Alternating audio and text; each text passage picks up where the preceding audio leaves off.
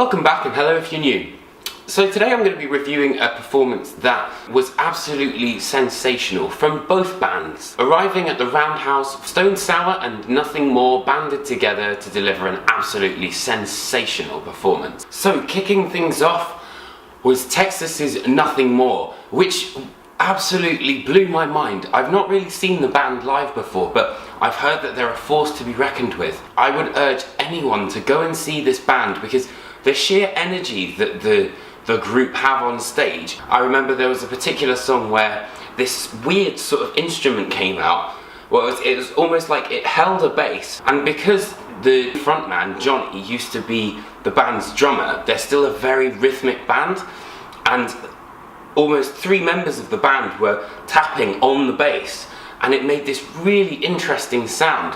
Later on in their set, Johnny also got on this sort of almost steampunk style drum kit, and then went right up into the air, quite high up, and then somehow sort of had this effects thing that he was creating from this drum kit. It was, and obviously because it was so rhythmically oriented, it was almost like watching an episode of Stomp, but with those kind of taiko style drummers, and the band even closed out with those like da da da da dum dum dum dum da da da dum dum da dum dum, and it was absolutely incredible. And even though when the band asked how many people had seen Nothing More before, there weren't that many hands, by the end of it everyone was into it, and they played some absolutely fantastic tracks as well. Not to mention the sound for a support band was absolutely massive.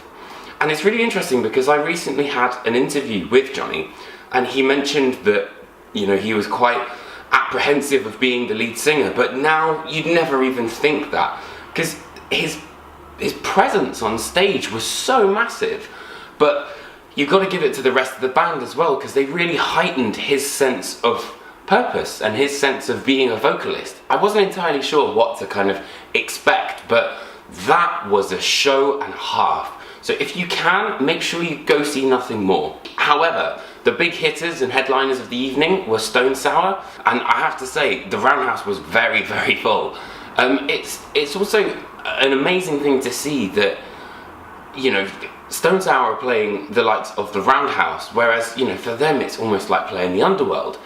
And to see the kind of connection that they had with fans, for example, when Corey Taylor ripped out Bother, you know, he came out literally just on his own with the guitar playing Bother, and half of it wasn't even sung because he didn't even need to, because the crowd was so in the moment and so interactive that it was just a massive, massive piece that everyone was doing together. Then of course you've got the classic of 30-30-150, which was incredibly heavy, I've got to say, and the band's production was absolutely insane. They had these sort of fireworks coming out from either side, and then at the end of it, if you've seen Stone Sour before, you'll know those wacky waving inflatable arm flailing tube men that kind of come up, and they were just sort of like floating around in the corners at the end.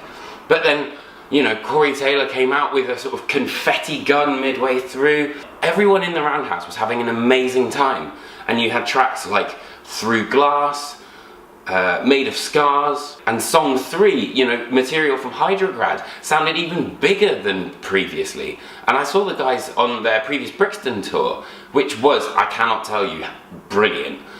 But what I really liked about this Roundhouse performance was the sense of intimacy that you got with a band that is as big as Stone Sour. But yeah, it was just an absolutely fantastic performance all round. You can't argue that the material presented on Hydrograd is real grade A songwriting. The reaction of the crowd when the band finished on Fabulous, it was brilliant, and the band were able to create, you know, this real engagement in an environment which is quite intimate, given that they're Stone Sour. Thank you guys so much for watching. I hope you enjoyed this video. If you did, hit that like and subscribe button. Also make sure to check out my Apocalyptic Anniversary series over on Metal Sucks. I've also got tons of album reviews, interviews, all sorts of stuff on my channel which you can check out. Make sure you turn the notification bell on, and I'll see you guys next week for another review. Alright, thanks for watching.